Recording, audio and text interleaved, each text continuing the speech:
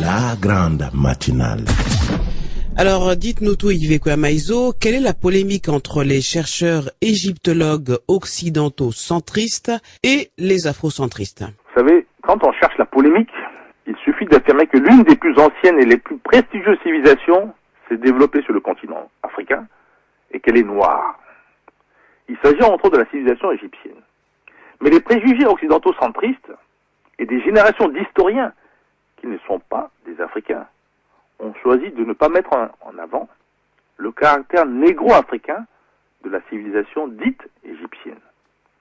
Le continent africain, sous domination coloniale, resta longtemps marginalisé, car victime des préjugés de plusieurs générations de chercheurs européocentristes.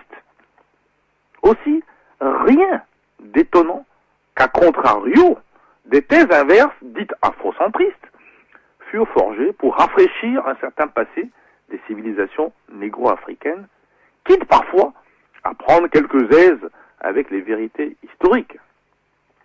Le débat sur ce thème, la civilisation africaine à l'origine de l'humanité, c'est ça le thème, reste encore très houleux aujourd'hui. Pourtant, il n'y a plus de doute sur le fait que les civilisations négro-africaines, qualifiées d'égyptiennes, ont gravé leur histoire dans la pierre en inventant une forme de l'écriture qui a évolué pour se retrouver sur des papyrus.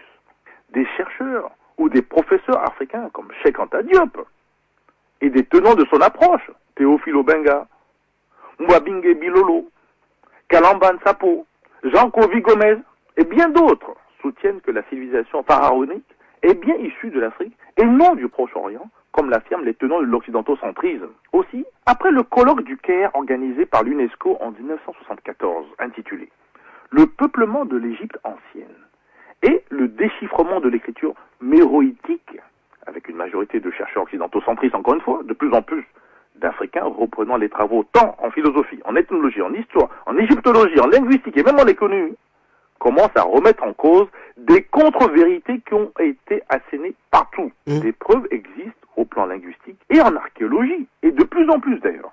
L'Égypte, comme au demeurant l'Éthiopie, au temps des pharaons, ne peut être soustraite de l'univers négro-africain au point de continuer à faire croire que l'Égypte a été occupée que par des peuples sémites et méditerranéens ou indo je ne sais trop quoi, comme c'est le cas aujourd'hui. Sauf que des guerres, des invasions, des immigrations successives au cours d'une histoire qui se déroulait avant et après, moins 2500 avant notre ère, avant Jésus-Christ. Donc, toutes ces histoires pourraient avoir conduit aux difficultés pour trouver un consensus aujourd'hui. Pourtant, ce point mérite clarification, car il s'agit d'une falsification grotesque de l'histoire ancienne de l'Afrique et des Africains. Alors, quelle est cette découverte au Niger qui pourrait tout changer et pourrait-on aller vers un consensus sur l'origine négro-africaine de l'humanité? Je pense que nous allons vers le consensus. Loin de cette polémique sans fin, un chercheur nigérien en égyptologie, M. Souley Garba, a découvert une pyramide de taille modeste dans le village de Dambaki, à 20 km de la ville de Zender. En face de cette pyramide se trouve un sphinx qui rappelle un grand lion couché avec la tête d'un souverain. Oui. La pyramide découverte pourrait contenir de nombreux objets, plus de 40 000 paraît-il, en or. Malgré une dégradation avancée, cette pyramide serait une des toutes premières de l'humanité, selon des textes anciens. Une nouvelle pyramide jumelle a été identifiée à côté de la première, puis toute une ligne de pyramides situées dans la région de Tanout, toujours vers Zender là-bas. Alors, les sphinx et les pyramides en Égypte ne seraient-ils pas que des copies conformes de cette découverte au Niger? Le sphinx de Gizeh ferait partie d'un ensemble de mastabas, des monuments funéraires et des nécropoles dans l'Égypte ancienne. Rappelons que le sphinx de Gizeh est une statue de 73 mètres de longueur, une hauteur de 20 mètres et une largeur de 14 mètres. Elle se dresse devant les grandes pyramides en amont du delta du Nil, en Basse-Égypte. Taillée dans le roc, la tête est tournée vers le levant. Au Niger, s'agirait-il d'un enchevêtrement de tombes, un cimetière, une nécropole, qui rappellerait une grande civilisation africaine?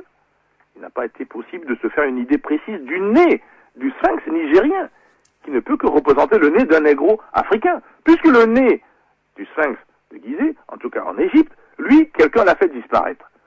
Les bandes dessinées disent que c'est Obélix, mais écoutez, l'Africain ne connaît pas Obélix, il n'est ni gros, il n'est ni noir, alors vous savez.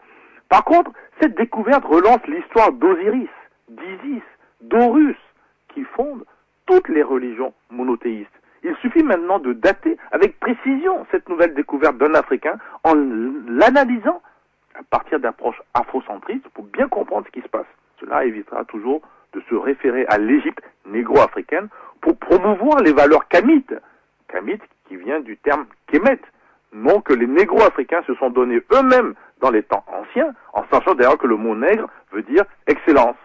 La renaissance négro-africaine pourrait alors s'accélérer. Merci Yves Ekoamaezo pour cette chronique afrocentrique. Vous pouvez la retrouver, messieurs, dames, sur le site de la radio africaine www.africa1.com.